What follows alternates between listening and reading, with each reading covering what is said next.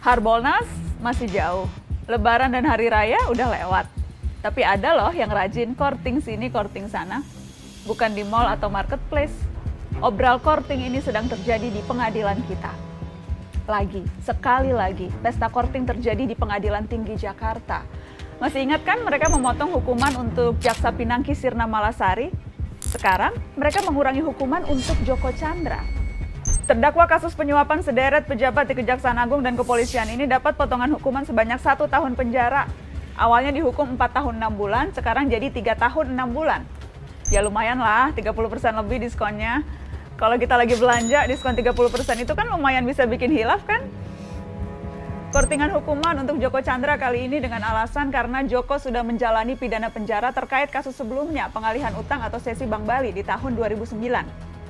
Alasan lain, Joko juga sudah menyerahkan dana yang ada dalam escrow account Bank Bali sebesar 546 miliar rupiah. Duh, gimana sih? Fakta bahwa yang bersangkutan pernah terbukti bersalah melanggar hukum, kok jadi alasan hukuman berikutnya jadi lebih ringan? Orang yang pernah melanggar hukum ketika mengulangi lagi perbuatannya, mestinya dihukum lebih keras lagi dong.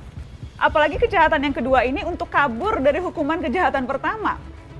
Jelas-jelas kejahatan kedua dilakukan untuk melecehkan hukum dan pengadilan. Kok malah jadi alasan untuk diberi keringanan?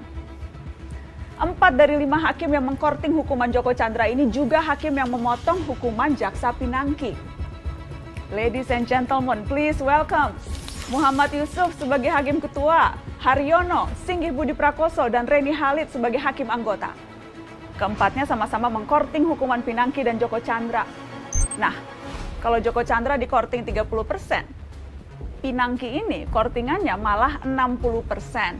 Dari 10 tahun menjadi 4 tahun. 60% dong. Kurang hilaf apa lagi coba kalau kita belanja diskonnya segitu. Satu hal lagi juga terungkap. Pinangki hingga akhir Juli ternyata belum juga dipindah ke lapas, tapi masih ditahan di rutan Kejaksaan Agung.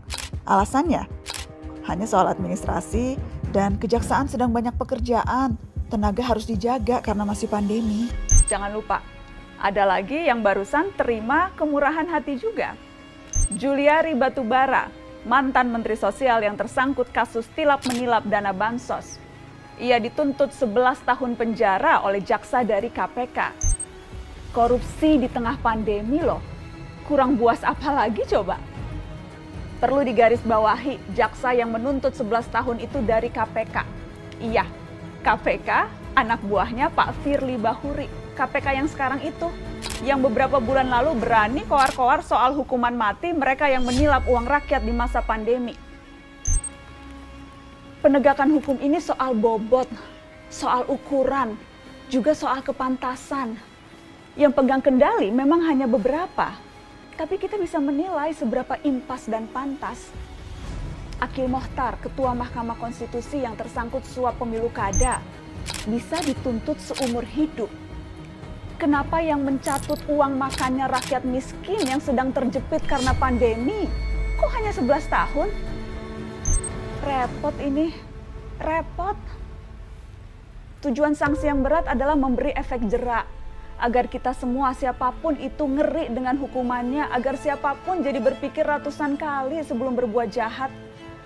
Kalau hukumannya ringan, tuntutannya enteng, dan masih dikorting sampai 60% begitu, siapa yang kapok?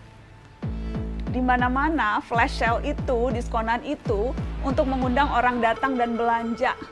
Korting hukuman korupsi ini kan jadinya kayak undangan ya. Undangan untuk yuk, belanja yuk. Tapi belanjanya pakai uang rakyat, uang kita-kita juga. Kita lagi yang nombok, rakyat lagi yang harus urunan lewat pajak, urunan subsidi, dan ini beneran loh.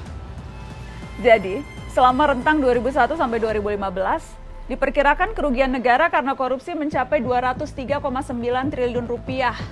Namun total hukuman finansial yang diberikan kepada koruptor hanya 10,42% saja atau hanya 21,26 triliun rupiah. Ini belum ngitung biaya sosial dari praktek korupsi.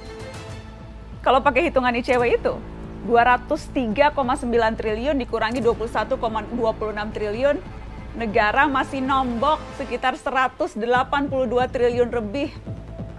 Siapa yang nombokin selisihnya? Ya siapa lagi selain kamu, saya, kita semua para pembayar pajak. Yang harus kapok kan para koruptor ya.